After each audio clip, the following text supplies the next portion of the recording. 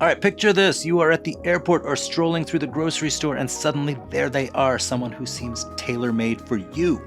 You know that feeling, right? The instant connection you can't ignore. But then they leave.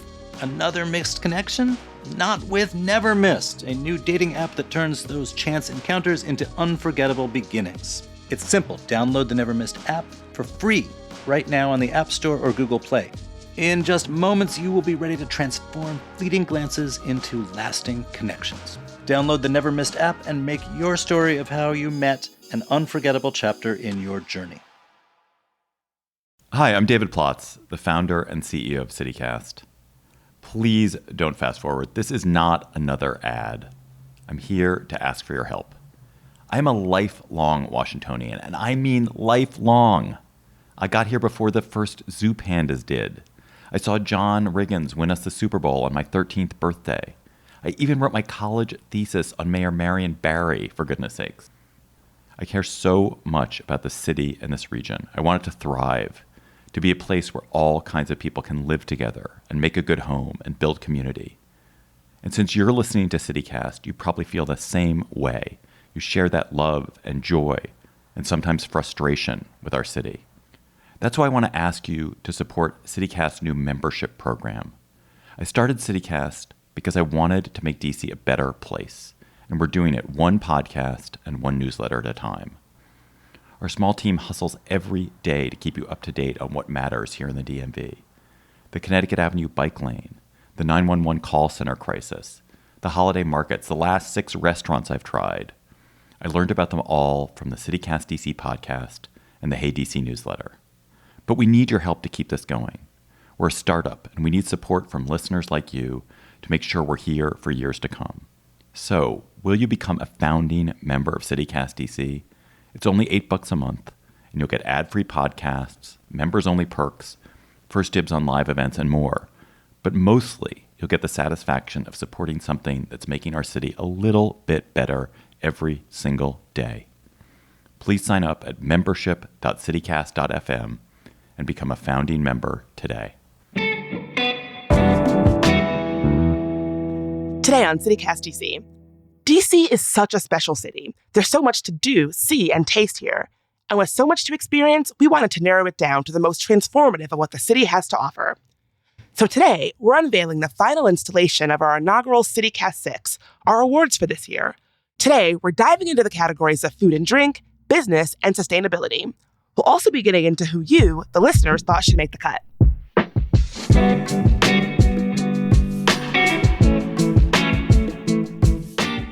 Today's Tuesday, December 5th. I'm Bridget Todd, and here's what DC is talking about.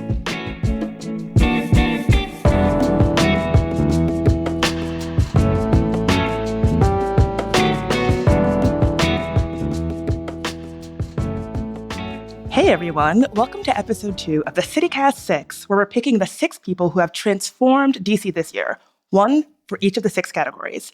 I'm here with a panel of fantastic Washingtonians in their own right, Michael Brass-Sadler from the Washington Post, Anna Spiegel from Axios DC, and David Plotz, CEO of CityCast. Thank you so much for being here. Thanks for having us. Thank you. Thanks, Bridget. So our production team has been calling upon experts from across the city, far and wide, for their takes on these 6 categories too. So we've got a lot to work off of here. In case you missed it, we picked 3 winners in yesterday's episode with my co-host, Michael Schaefer. So listen for that. Today, we're going to start with one of my favorite categories, food and drink. We narrowed it down to some finalists, including David Deshays, creator of Love Makoto, Masako Morishita, the chef at Perry's, Rose Privet, owner of Compass Rose, Maidan, and Kirby Club, Tim Ma, owner of Lucky Danger, Any Day Now, and Lao Ban Dumplings, Kevin Tien, owner of Moon Rabbit, and Najmia Batmanglij, creator of June. So let's dive right in. I cannot wait to know what you all think is really shaking up DC's food scene. Who do you think deserves to win this? Well, I was very torn. These are some incredible candidates, at least for me. I've known Najma Batmanglij, who's kind of known as the Julia Child of Persian cooking for so many years. She's really done so much for the cuisine in terms of bringing it into people's homes. And now she just opened her first restaurant in June at the age of 76, which I think is also incredible. I know she's not necessarily in the kitchen every single day. She teamed up with a team of chefs, but she's there and her recipes are wonderful. I also, I think I did just a book event with Rose for her new cookbook, the Maidan cookbook. And I think through her restaurant, she's done so much to promote women chefs, but like home cooks and the food of Georgia and Lebanon and the Caucasus and Egypt in ways that like they're not super chefy. It's not tweezer food. This is like real home cooking and highlighting these areas that are especially right now a lot of conflict kitchens in ways that are just really beautiful and approachable. I also wanted to give a shout out to David Deshays. I think one thing that really strikes me about him is that I was having a Caesar salad the other day at his new food hall, Love Makoto, and it really made me appreciate just how much he's done for food in DC. Michel Richard brought him over from France when he was, I want to say he's like in his 20s. And he trained under Michel. He worked at his restaurants. He's still active at Central, and he's been fantastic at bridging the gap between, I think, old DC and new DC and kind of sticking to this beautiful traditions. And Michelle's, tenets of always having something that's really flavorful and crunchy, fun and approachable, but also, a lot of incredible talent and chef driven behind that. And I think the Love Makoto Food Halls and L'Ardente, his other restaurant, and Uncle Michelin Diner are some of the best restaurants in the city. So I was very torn, especially between those three, but I'd love to hear everyone else's thoughts. Again, a very, very difficult choice. I haven't eaten all of the food, but I've eaten a lot of it. And I love David Deschays' food. L'Ardente, I've had several of the best meals I've had in DC, or a couple of the best meals I've had in DC at L'Ardente. I think that Maidan and Rose, I feel like they deserve a Lifetime Achievement Award. Rose wins everything. She doesn't need a CityCast 6. That's my view. She's above it. She's got a Lifetime Achievement Award. So even though she would be a worthy winner, I would recommend we don't go with her because she's got everything else. And I haven't eaten the scallion pancake wrapped breakfast sandwiches at Any Day Now, which is Tim Ma, but I am extremely excited for that. So I would give that award in anticipation if I thought I would get some free sandwiches. I like the idea of, in addition to handing out, the CityCast 6 awards, who are DC's like lifetime achievers. They don't even need these awards. They transcend these awards. I would gladly participate in that episode if we did Lifetime Achievement Awards. I think when it comes to me, so I actually live right around the corner from Unconventional Diner and L'Ardente, and I'm partial to both. So instinctually, I was almost like, gotta go the bead here. But I was reading about Masako Morishita's story and Perry's Guest being the iconic restaurant that it is, going from the commanders to getting into cooking to taking over that historic restaurant and then being nominated for a Rammy, which is a huge deal locally in DC, and all of that in such a rapid period of time. And to be the first Japanese woman to take the helm is just like, you almost can't make that story up. It sounds fake. It's just so cool. So I was like, I'm probably going to lean with Masako with I'm also a huge Lucky Danger fan, so Tama was intriguing. I was torn, but Anna, I appreciated you offering a little bit more insight into some of these folks beyond what I read. Yeah, and Masako is also, she's an incredible talent and just a lovely person too. So that, all these people are. There's not a non-lovely chef on this list. So I'm giving my vote to you, Anna. Bridget, what do you think? Bridget, you're a big food and drink person. I don't know. Well, something that you just said that really struck me is how many of these folks have such interesting, dynamic, rich stories. I like that it's not just like, well, I had lots of money and I always thought like, when you have lots of money, you should open a restaurant. So I did that. They actually have stories that make you want to connect with them and make you want to be in conversation with the world they're trying to create through their food. And so I don't know. I just think we're lucky to be in a city where that's the case. I know plenty of cities where that's not always the case. Yeah, and I think also one thing that's interesting when you talk about kind of connection and dialogue, like you have Tim Ma and Kevin Tian both on here, and they started Chefs Stopping AAPI Hate together. They do a lot of collaborations. They're always doing fundraisers together whenever there's, whether it's the war in Ukraine, whether it's Afghanistan, like they're the first people and chefs in general on the ground to kind of start helping people out. So I think they're great for that work too. It makes it hard. Yeah. And it takes me back to the interview that we did with Kevin Tien about Moon Rabbit when they were going through lots of turmoil. I think that we were really trying to get him to give us some, like, what's actually going on? Like, give us the real story. Like, no, but like, give us the tea. And the thing that he kept saying over and over again was, all I can tell you is to be in solidarity with the staff. All I can tell you is check out the staff GoFundMe. And something about that really stuck with me about, I don't know, just how interested some of these folks are in being in genuine community and solidarity with folks. Mm-hmm. So how are we going to decide? Who's got it? Oh my gosh, this is such a tough place to be in. So, kind of like reflected in the conversation that we've just had, there was so much debate. We got so many comments from readers supporting both Najmia and Masako. And I have to say, Najmia just barely beat her out. So, that is our popular vote winner. What do you all think about that? Happy with either of them. Agree. I don't think it helps me very much. I still am curious where Anna lands. I just feel like you're the authority.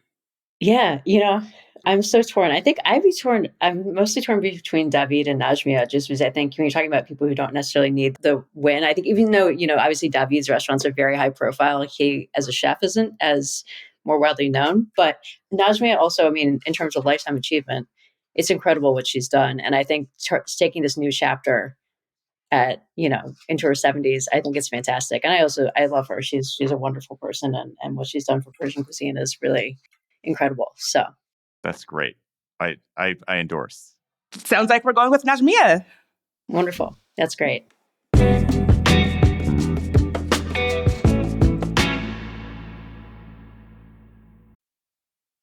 Hey friends, are you looking for a way to ring in the holiday season? Then come join the Gay Men's Chorus of Washington, D.C. as they present their annual extravaganza.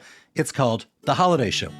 Running December 2nd, 9th, and 10th at the Lincoln Theater, this year's edition promises more laughs, more fun, and more surprises than ever before. It's complete with disco dancers, sparkly snow, over-the-top costumes, their amazing vocal ensembles, and even an appearance by Santa Claus.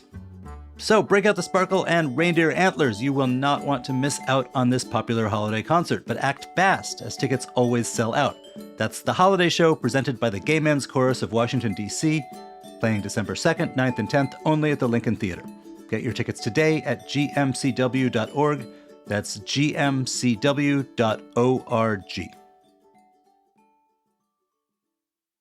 Looking for the perfect gift this holiday season? Give the gift that keeps on giving for the sports fan in your life with a Washington Nationals holiday ticket pack. You'll get 4 game tickets plus a limited edition gift with purchase. Choose from 2 different 4-game ticket packs, starting at just $59. Every ticket pack comes with an exclusive set of Nationals jersey ornaments that aren't on sale anywhere else, valued at $49, but yours for free. Matchups include weekend games and games against the Yankees, Astros, Orioles, Phillies, and more. Grab a pack for all the baseball fans in your family and enjoy a beautiful day at Nationals Park in 2024. Make sure to place your order by December 10th for holiday delivery. Give the sports lover in your life a gift they'll enjoy all baseball season long. Visit nats.com/gift and give the gift of Nationals baseball today.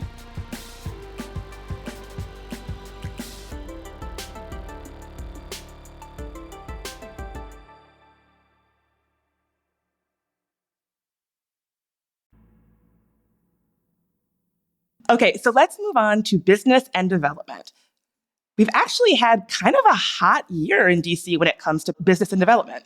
The nominees are Kevin Hallams and Ian Callender, founders of Sandlot; Rashawn Bernard, president and CEO of Building Bridges Across the River; Amy Rice, JBG Smith Senior VP of Retail Leasing; Brett Schulman, CEO of Kava; Rob Selden, CEO of Highland Square. So what do we think, panel? Who do we think is really shaking up things in DC when it comes to business and development? There can be only one winner here. There's only one answer to this. What do you think, Plots? The greatest contribution of Washington, D.C. to all of human civilization is kava. That's what I was going to say. Yeah. It's truly the only thing when they look back, the archaeologists look back from 4,000 years when the whole world is just kavas. They're going to look back and where was it? Where did it start? What was the Olduvai Gorge of kava? Was Washington, D.C. And kava is a magnificent achievement. And they went public this year and it's incredible. It's delicious. It's like affordable. It improves every year. How can we not celebrate the CEO of Kava, who's a local boy made good. I agree. And I was torn, but I also, I think the 11th Street Bridge project that Rashawn is doing is amazing. And he's done amazing things for the ARC. Kava, it also feels very timely. I think we're going to see a lot of like the 11th Street Bridge project coming together in the next couple of years. And I think with Kava too, like I remember when the guys, I went to their first Kava in Bethesda. I remember when the guys were actually in the back sealing the dips with hair dryers because they didn't have a machine yet. And now talking about also their bigger impact on the region, they have a factory in Laurel that employs hundreds of people, and then they're opening a factory in the Shenandoah Valley. It's a $20 million project. It's also going to be huge for jobs. So you think about kind of their greater impact on the region, I think that's worthy to consider too. I have a hard time disagreeing. I narrowed it down to a final 3, with Brett being on that list, of course. I also have Rashawn building bridges across the river. I think, Anna, you make a compelling point. That's not quite into fruition yet, but I think the plan and project is something more people should know about, trying to connect a historically underserved area of the city to the rest of the city in a new way, in an environmentally friendly way, is really fantastic and interesting. And then my third contender was Kevin Hallinson, Ian Callender with Sandlot, just because I think all the times I've gone to Sandlot, I've mostly gone to the Anacostia location. And it's just like, it's a good time. And it really becomes a melting pot of all different types of people. They have great music, food trucks. It's just become something in my arsenal of like, what am I going to do over the weekend? Maybe head to Sandlot. And it's not something that was available before. So I feel like in terms of something that's relatively new to the scene, Sandlot stood out to me as a good option. Yeah, and I also love their vision. Like, whenever I talk to, I've talked to Ian a little bit more than Kevin, but like, the idea of taking an area of the city that's either falling into disrepair or is just waiting for it to be developed, or, like he did in Georgetown with turning an old gas station, into a sandlot and making it a community gathering place, making it somewhere beautiful, even if that's just temporary, because even if it's just a year, I think that's a great way to look at development. Like, not everything has to be a multi-billion-dollar development project that's supposed to last for eternity. You can have these ephemeral things that really contribute to community. I love what both of you said about the other folks you favored, who obviously do not rank up there with the godhead of Kava, obviously. But I just want to note to Rob Selden, we didn't say anything about Rob Selden, and I actually don't know much about Rob Selden, but Rob Selden does have a very interesting idea, which are these buildings that are kind of live work convertible buildings that are very easy to convert from a office / commercial building into a residential building, and they're testing that out. They're going to try one here in DC, and I like the idea of seeing where that goes.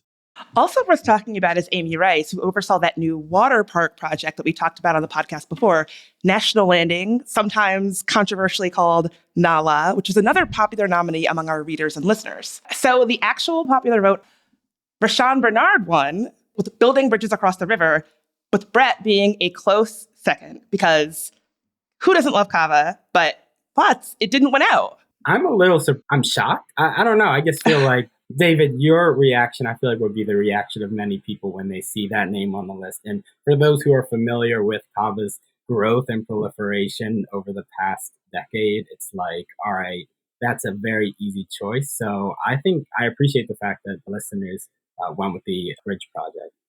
People are afraid of big hummus. Big chickpea. Well, I think it comes down to like how people understand the idea of who's transforming DC. I think Kava has been like, everyone loves Kava. It's been around for a little bit of time. I think that when you think about somebody who is actually changing the landscape of the city and how we think about the city, I can sort of understand why Rashawn beat out Kava. Just to confirm, Kava wins from this panel, right? Oh, yeah. Yeah. I have it for lunch every single day. I know. I literally just asked my husband what he wanted for dinner. I was going to roast a chicken. He says Kava. I was like, great. How can I compete with that? So let's move on to our last category, sustainability and environment.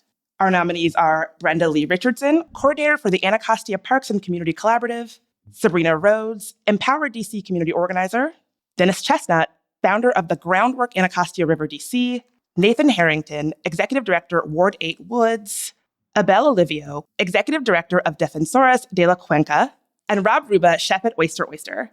What are we thinking? Who is shaking up DC in the environmental category? And I have to just add, I think it's cool that we added this. I think that it's sometimes easy to think about environmentalism and sustainability as something that just happens, as opposed to like, no, there are actually people who are like they're doing the work to make it happen. And it's good to recognize them and not just have them fade into the background of the city. Agree, Bridget. And I'm looking forward to this part of the discussion because I think it's not something that's discussed enough. And there are a lot of people who are doing the work that maybe one might think the federal government or the city government should be doing or is doing. But it's actually like neighborhoods and people who are putting the brunt of the work in. And one name that stood out to me was Nathan Harrington and Ward 8 Woods.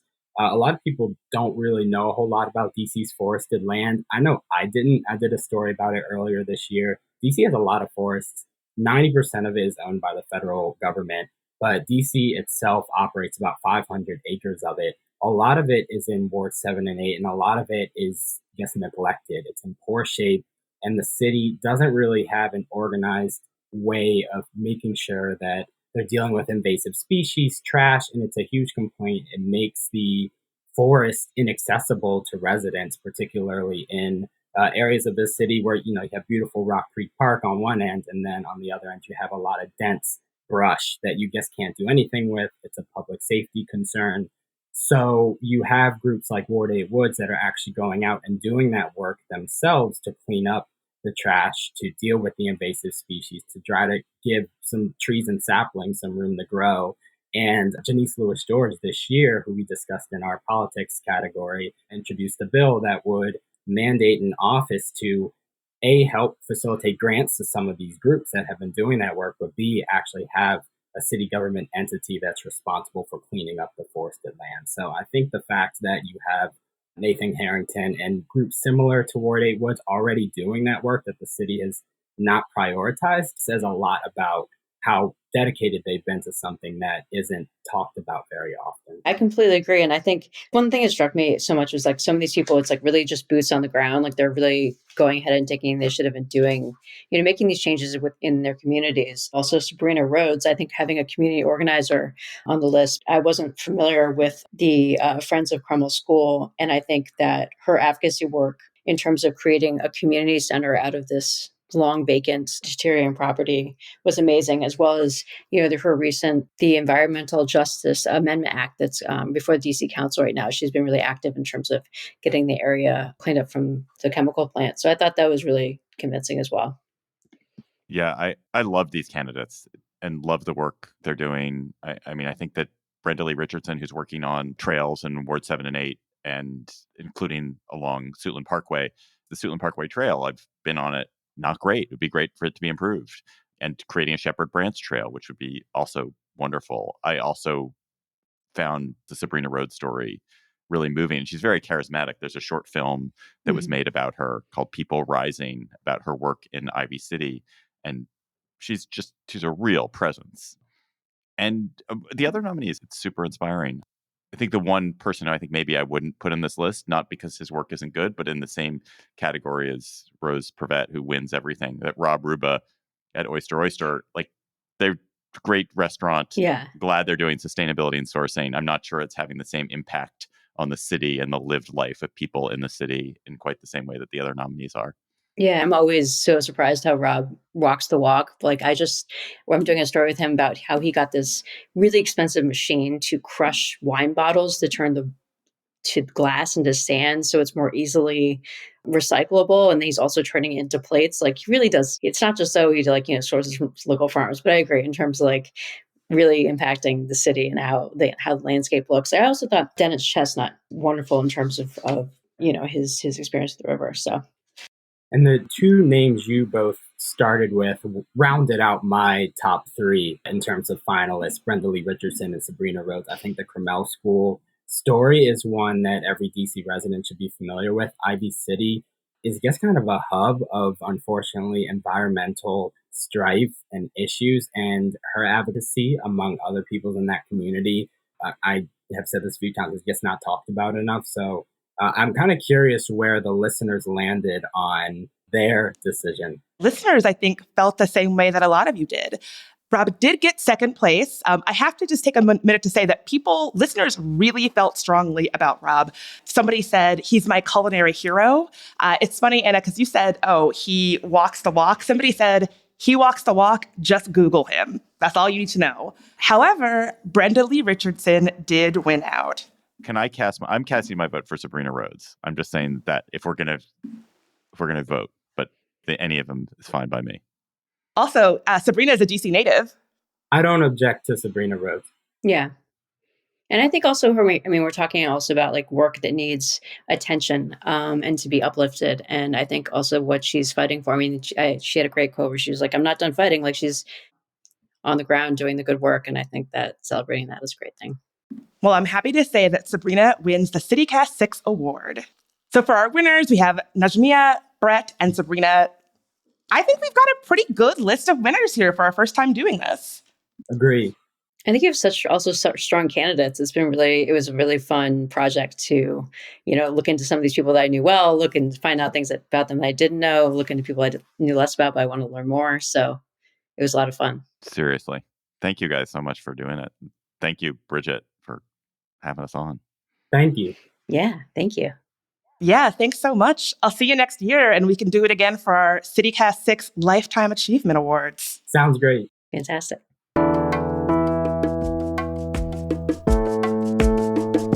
That's all for today here on CityCast DC. If you enjoyed the show, share it with your favorite transformative Washingtonian. We'll be back tomorrow morning with even more news from around the city. Talk to you then.